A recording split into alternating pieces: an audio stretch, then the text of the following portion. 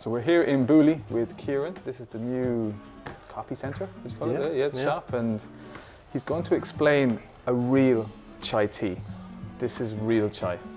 We're going to do a chai latte, and I think sometimes people's experiences with chai lattes are either from syrups or from powders, but we have a proper mix here, so it's a blend of black tea and spices and honey, so it's kind of like a traditional way of making chai tea or chai lattes. We do chai lattes here, so we're just going to infuse some of this in some hot water for a minute or so, then steam up some milk and let that kind of brew together, and then just make a chai latte out of that.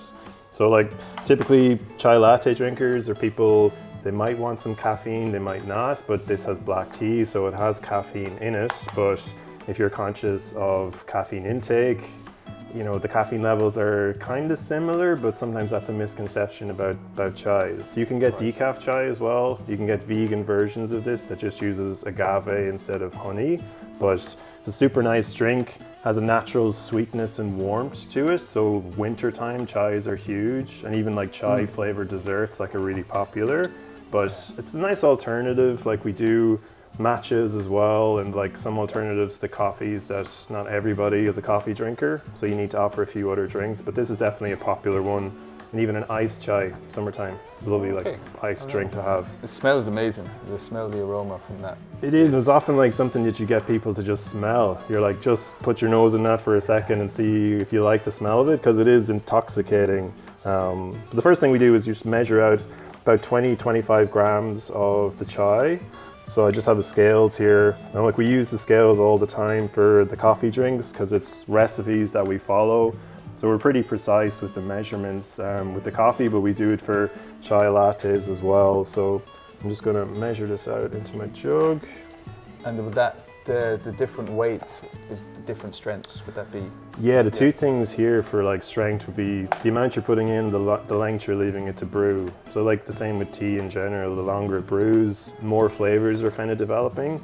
You kind of want to hit a sweet spot with the timing of it. Right. The longer you leave a tea bag in your cup, the more it's going to maybe get stringent, or the tannins are going to come out more.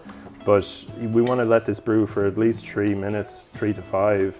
That's another misconception about chais. People are used to coming in and getting a chai made in like 30 seconds or a minute because it's syrup based or it's powder based. Yes. So they come in sometimes and we're making a chai for them, and we might even walk away for a minute or two because I'm just going to let it brew, and they're kind of wondering where their drink is, but it's like it's going to take a few minutes. Like a nice loose leaf tea, you just want it to brew, you don't want to drink it straight away, so there's just that timing element too. A bit like a Guinness, it's just can't rush the Guinness, just have to.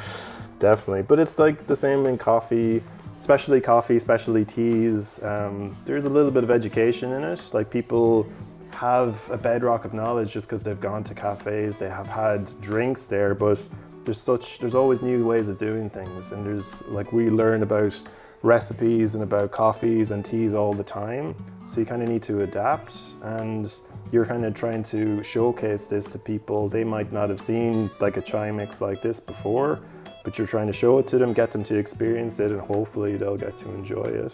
Absolutely, yeah, there's a lot in it. So this is kind of opening it up. Even here you can smell it from the mix, but you can kind of smell it opening up here too.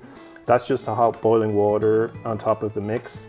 And then I'm just going to get my milk, and obviously dairy milk is probably the go-to, but like oat milk, coconut milk with this is like they're beautiful flavors with it as well. So it's probably just as typical for the matchas or the chai lattes that we make that people have alternative milks or plant milks with them. We're just going to make this with dairy milk if that's okay. Yeah, that's perfect. I'm going to top that up. And the good thing about our coffee machine, like you can get this mix and do it at home, but we have a super powerful steam wand here, so it's going to make heating up the milk super easy and give it a little bit of texture that you mightn't be able to do at home. Even if you have a little coffee machine, or you could have a little milk frother at home, it can be hard to replicate the textures and stuff you get from using commercial equipment. Right. But even when you're making, that's one thing people experience is just like using this equipment. It's just a power thing and a consistency that you're using. Like you can make those drinks over and over and over again, whereas your home equipment is kind of for, I can use it now and I might be able to use it for another 10 minutes or half an hour or something to get that same level of consistency. But now I'm just going to get my steam on from the coffee machine. I'm going to immerse it into this. So I've got my chai tea mix in here, and I got the hot and the milk on top. So I just want to heat this up, give it a little bit of texture, and then I'm going to strain it into a cup at the end. So to start, it's not going to take too long, but this is all part of the infusion. We're heating the milk, but we're also kind of getting all those spices to infuse into it as well. And now I'm just kind of judging the temperature, just trying to get that right.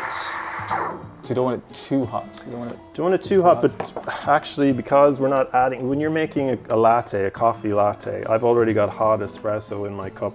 So I'm adding hot milk to it, so the combo, you know, I'm putting this into a cup. It might be a tiny bit hotter milk-wise here. The hotter you go with the milk, the more you're taking kind of the sugars out of the milk. And here in Ireland, people definitely prefer hotter milk, which is kind of unfortunate because, yeah, you're taking some of the natural sugars out of it. So, but people kind of preference heat over sweetness because we're a colder climate. They just want a hot kind of cup. But for a lot of drinks, it should be warm but not crazy hot because you want the sweetness of the milk kind of to come out of it naturally. But, you know, the customer is always right, or most of the time anyway. So the other thing here is you should need a strainer because obviously we've got the loose leaf tea and spices in here. We don't want those going into our cup. So I'll just place this over. And I've probably made enough for 2 smaller cups. So you can kind of see the tea and spices here just being... Wow, that looks amazing. And I'm going to finish it off with just a little bit of cinnamon on top so you can give it a little dusting.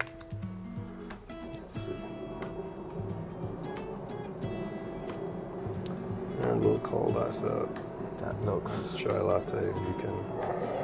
That looks amazing.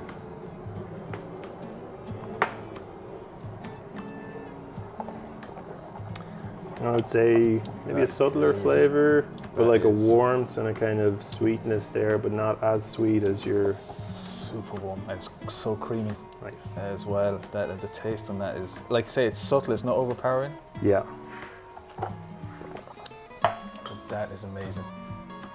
And I see what you mean, like a lot of the other, like the syrups are really sweet and you get that sweetness, where this is more tea. Yeah, I mean, and again, like, you know, if people want that extra sweetness, maybe you can add some more honey to it. Especially with the colder drinks too, like people generally like to add maybe a little bit of sweetener to that, but you can always add it, you can always do that, but again, they're kind of natural sweeteners too, and the powders or the syrupy chais, it's kind of a bit of an artificially sweetness taste, and we're kind of just trying to do it as it should be done and hope that people kind of come along with it and enjoy it. That is amazing. That's food and drink, and that's so different. So for all the non-believers in chai, this is where it's at.